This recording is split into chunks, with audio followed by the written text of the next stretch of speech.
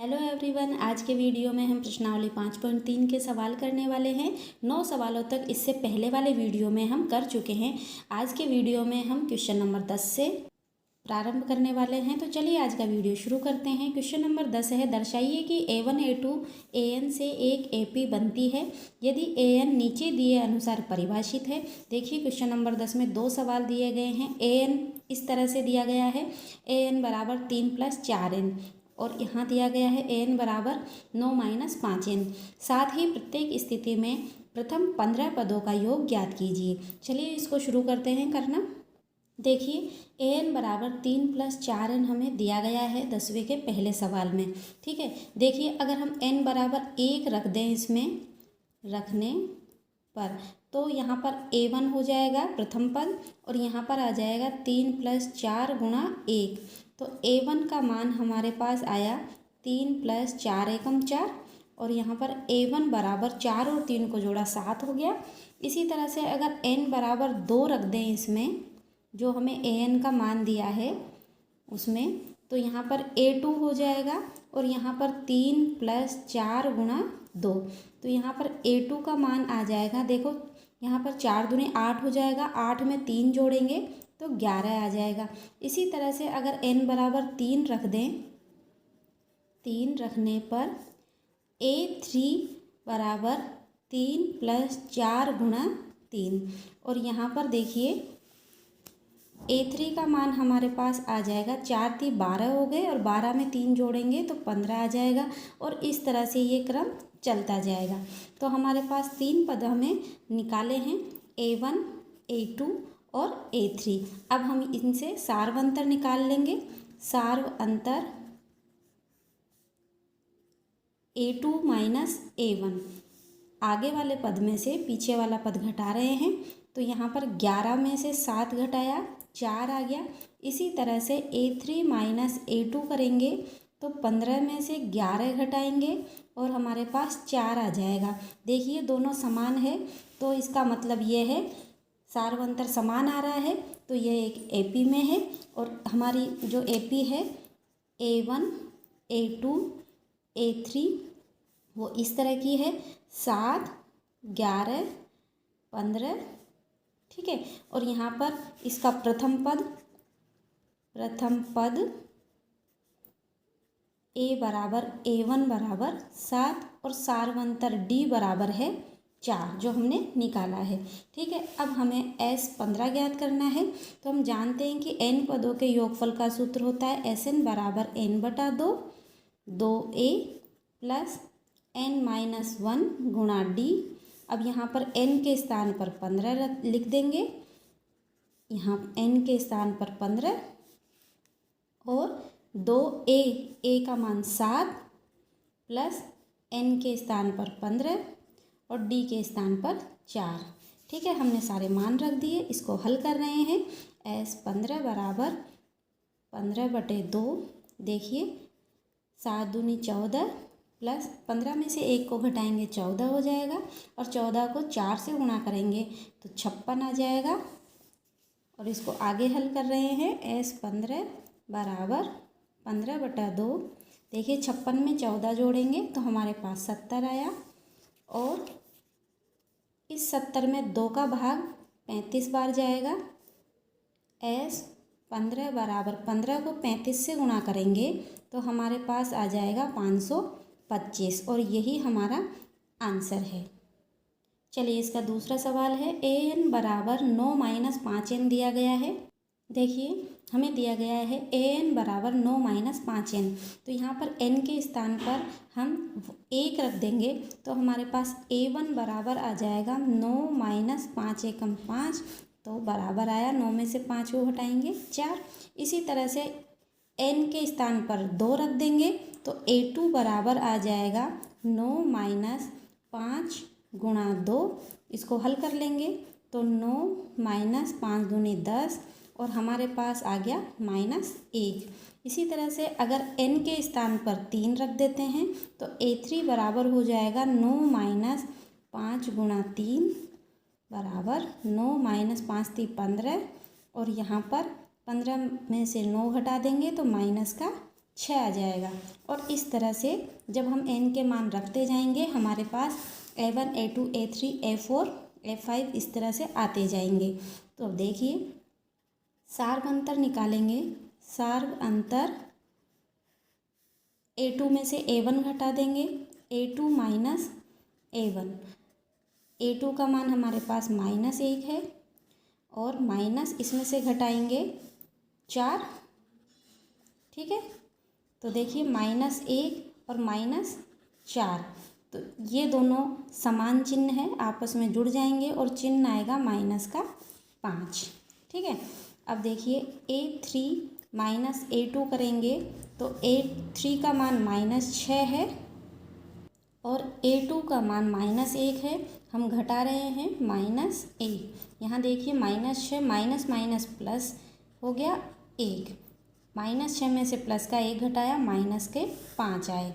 ठीक है, देखिए यहाँ भी -5 आया, यहाँ भी -5 आया, समान है तो हमारा सार्व अंतर D बराबर आया -5। सार्व अंतर समान है अतः ये एक AP है और हमारी AP है A1 बराबर आया 4 -1 -6, ये हमारी AP।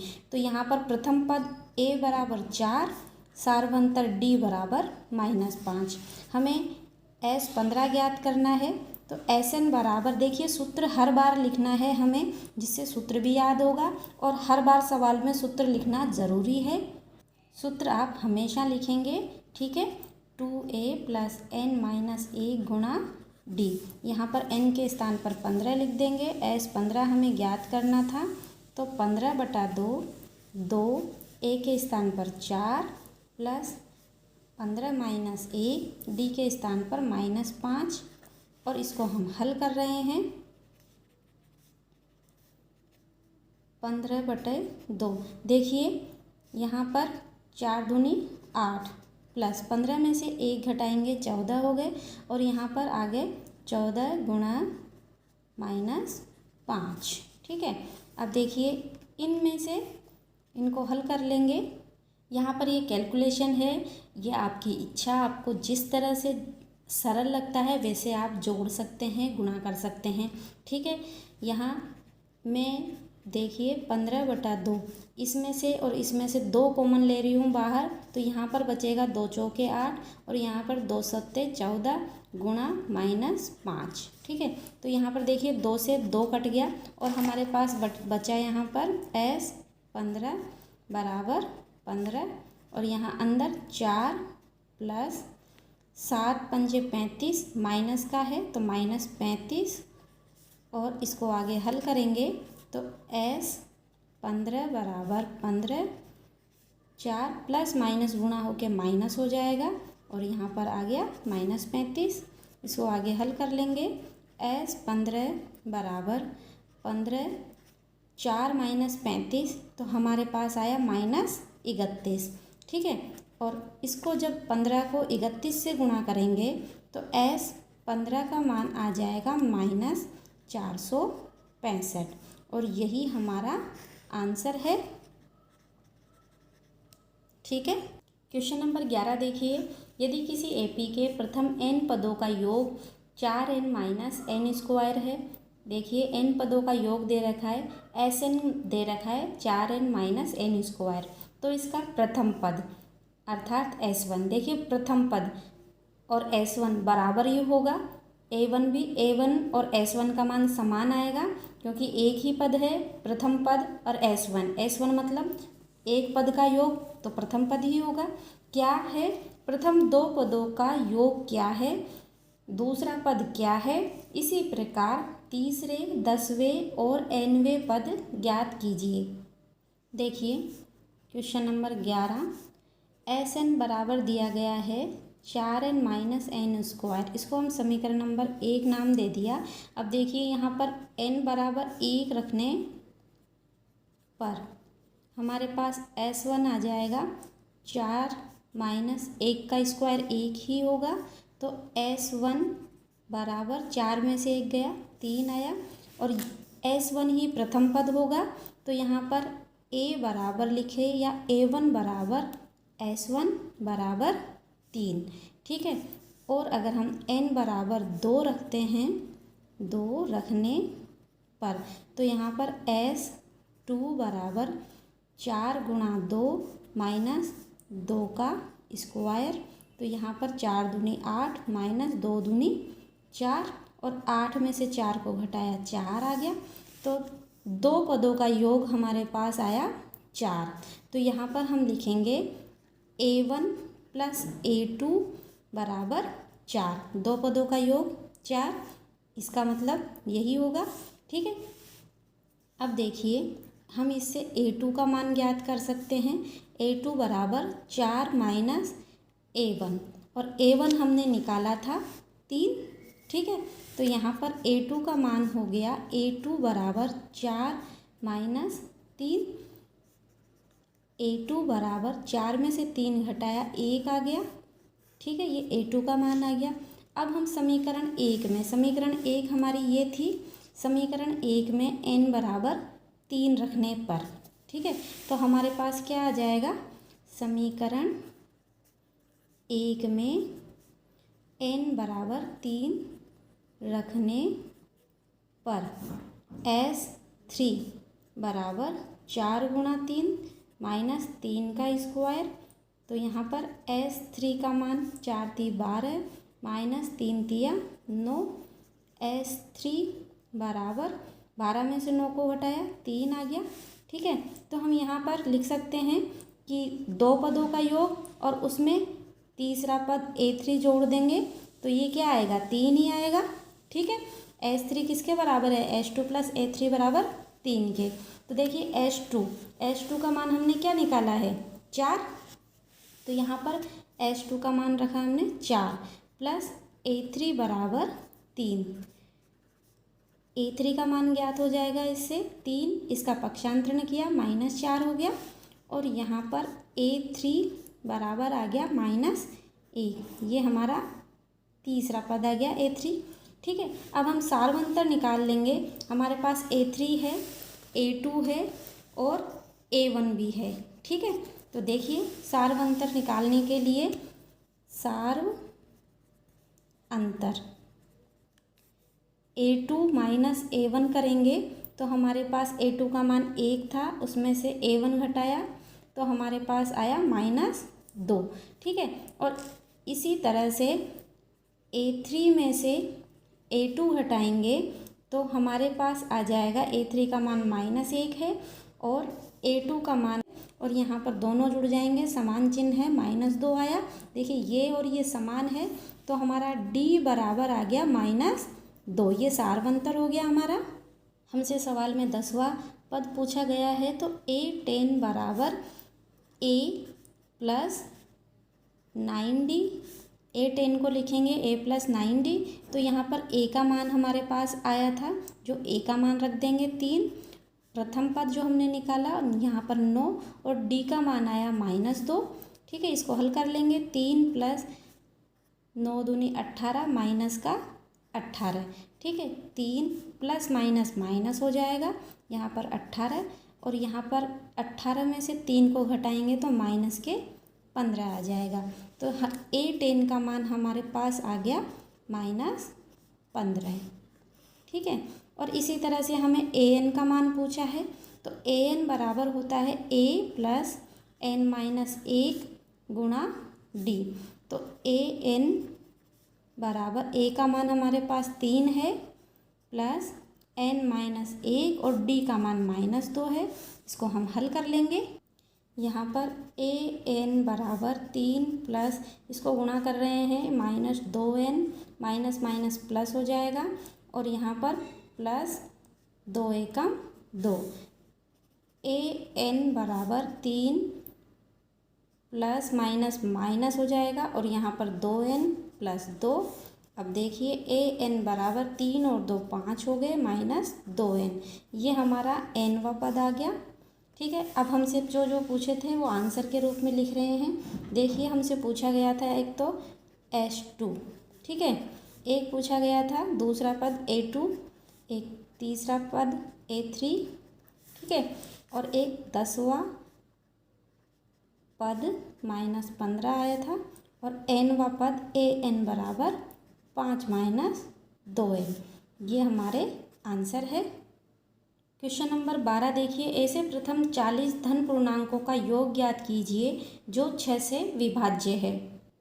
देखिए बहुत आसान है। देखो हम पहले तो 6 से विभाज्य होंगे। 6 एकम 6, 6 दूनी 12, 6 तिया 18, 6 चौके 24, ये सभी 6 से विभाज्य होंगे और ये क्रम चलता जाएगा। अब देखिए इनमें प्रत्येक में अगर हम अंतर देखेंगे तो देखिए 12 में से 6 घटाए तो 6, 18 में से 12 घटाएंगे तो भी 6। तो हमारे पास प्रथम पद a बराबर 6, सार्वंतर d बराबर 6, ठीक है। और n का मान जो कि प्रश्न में दिया गया है कि प्रथम 40 धन पूर्णांकों का योग ज्ञात कीजिए, तो n बराबर 40। अब हम Sn का सूत्र लिख रहे हैं, n/2 2a plus n minus 1 गुणा d।